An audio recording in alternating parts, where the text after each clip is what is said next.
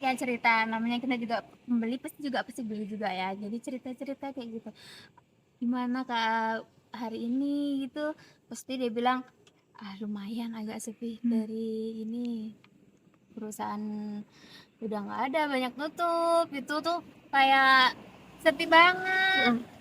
Terasa lah namanya orang jualan tuh pasti ada ramenya ada enggaknya kan, tapi ini terasa banget sepinya tuh kayak berlanjut gitu nah. nggak nggak sehari dua hari sepi gitu, enggak, ini lanjut aja terus. Jadi lebih baik kayak capek aja gitu loh, daripada jualan mending banyak yang tutup. Iya.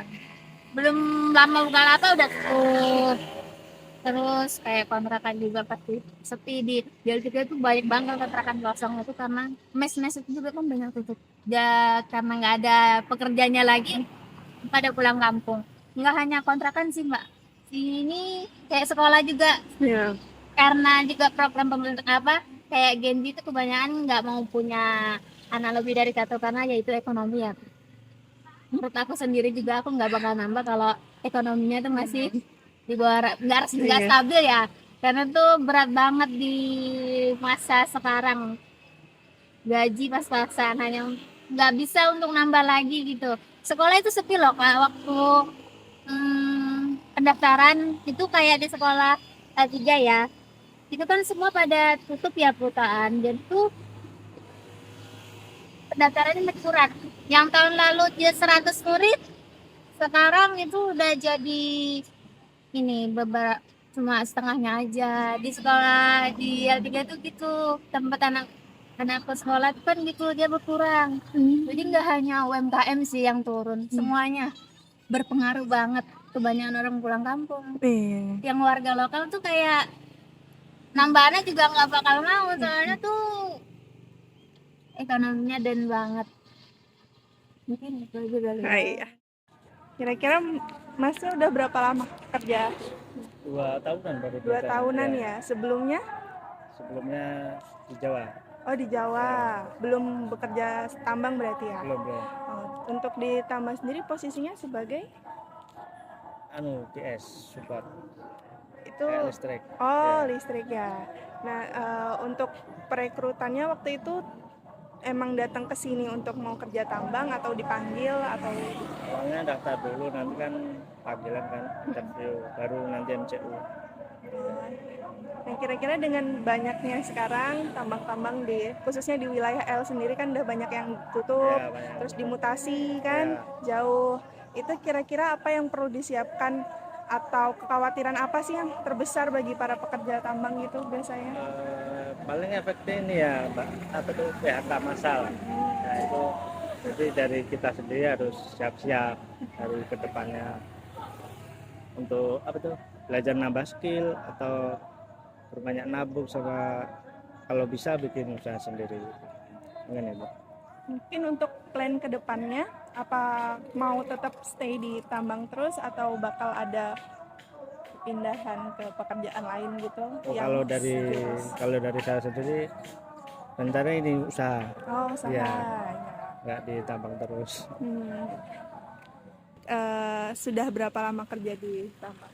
Udah 4 tahunan Sebagai? sebagai mekanik. Nah, kira-kira dengan banyaknya tambang yang kira-kira ini ditutup, terus banyak pekerja yang dirumahkan juga, kira-kira pastinya ada kekhawatiran yang muncul bagi pekerja tambang lainnya. Nah, kira-kira apakah itu juga mempengaruhi rencana Mas Andi untuk kedepannya, kira-kira bakal tetap stay atau berubah ke pekerjaan yang baru mungkin? Kalau saya sih dengan adanya ketentuan apalagi yang LKAB yang saat ini tentunya ya pasti khawatir. Cuman kalau saya kalau di tambang sini masih aman sih, Pak. Masih aman. Cuman banyak teman-teman yang di statusnya GC atau dirumahkan, ada juga yang mutasi. Nah, kalau yang mutasi itu sampai saat ini masih belum ada panggilan, yang GC maksudnya masih belum ada panggilan, dan yang mutasi juga banyak juga teman-teman. Kalau saya sih selagi masih bisa stay di sini, tetap stay di sini. Jadi belum ada pikiran untuk mau pindah ke tempat ke pekerjaan lain atau dari tambang. Kalau saya nggak ada, tapi kalau teman-teman ada juga yang istilahnya ketimbang takut nantinya di PHK atau gimana, ada juga yang memutuskan untuk pindah PT yang lebih aman gitu. Oh, pindah ke perusahaan lain aja ya.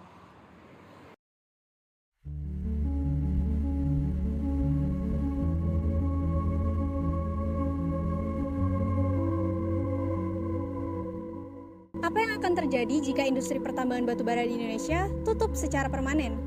Dan bagaimana nasib para pekerja tambang tersebut? Apakah mereka bisa survive di dunia yang sedang dalam transisi jauh ini dengan skill yang mereka dapatkan di tambang dulu?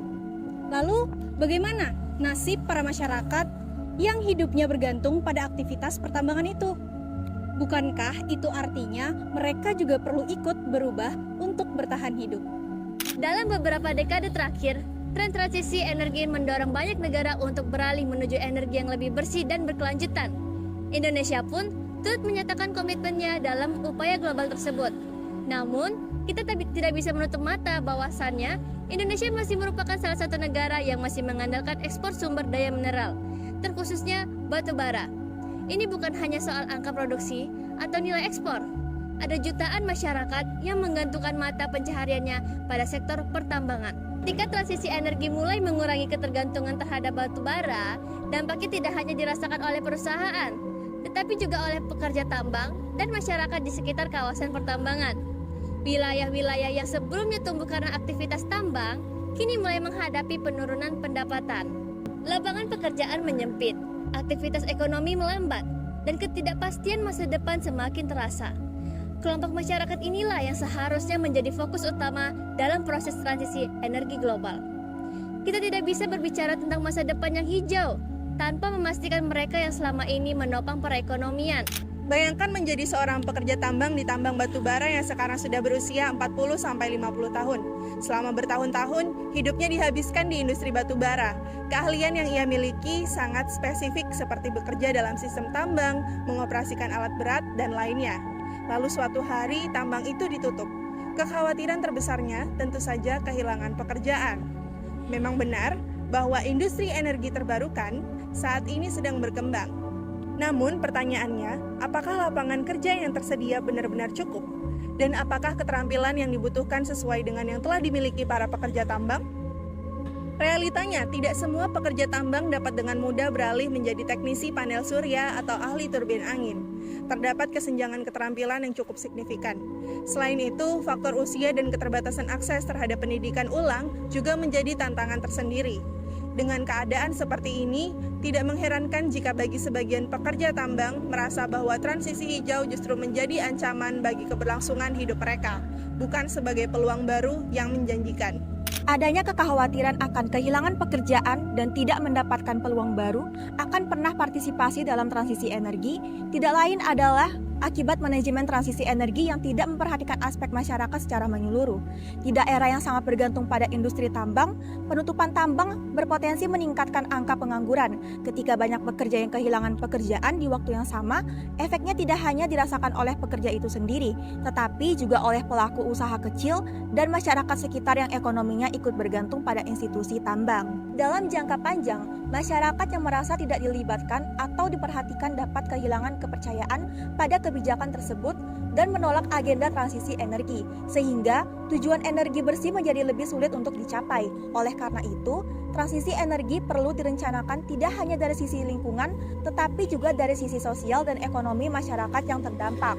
Contohnya di Kalimantan Timur sendiri, sebagai salah satu provinsi penghasil batu bara terbesar di Indonesia, transisi energi tanpa pendekatan yang berkeadilan tentu akan memberikan dampak yang sangat besar terhadap perputaran ekonomi daerah. Hampir seluruh lapisan masyarakat memiliki keterkaitan, baik secara langsung maupun tidak langsung, dengan aktivitas ekstraksi batu bara, mulai dari pekerja tambang, pelaku usaha kecil, hingga masyarakat di kawasan urbanisasi yang tumbuh di sekitar wilayah pertambangan, semuanya bergantung pada industri ini sebagai sumber penghasilan. Dari permasalahan yang ada, muncullah sebuah gagasan terkait tren transisi energi yang lebih memperhatikan keadilan dan berfokus tidak hanya pada transisi energi, tetapi juga pada transisi masyarakat yang bergantung pada ekonomi tradisional atau pertambangan.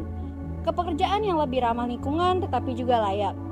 Di dalam gagasan ini mengenalkan sebuah model baru yaitu green jobs atau pekerjaan yang mengurangi dampak lingkungan dari kegiatan ekonomi hingga ke tingkat yang berkelanjutan, sembari tetap memenuhi pekerjaan yang layak.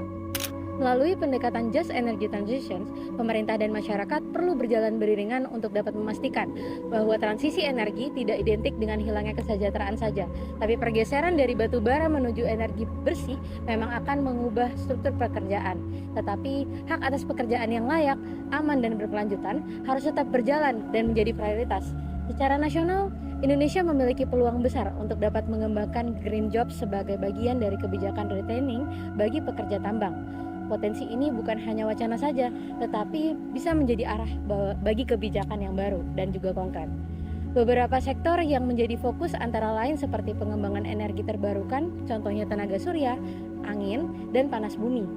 Selain itu, ada industri kendaraan listrik dan produksi baterai berbasis mineral yang relevan bagi Indonesia sebagai rantai pasok global. Reklamasi dan juga rehabilitasi dapat membuka lapangan kerja baru dan berorientasi pada pemulihan lingkungan. Ditambah lagi pengembangan infrastruktur hijau, peningkatan efisiensi energi, serta pengelolaan hutan dan ekonomi berbasis lingkungan yang berkelanjutan.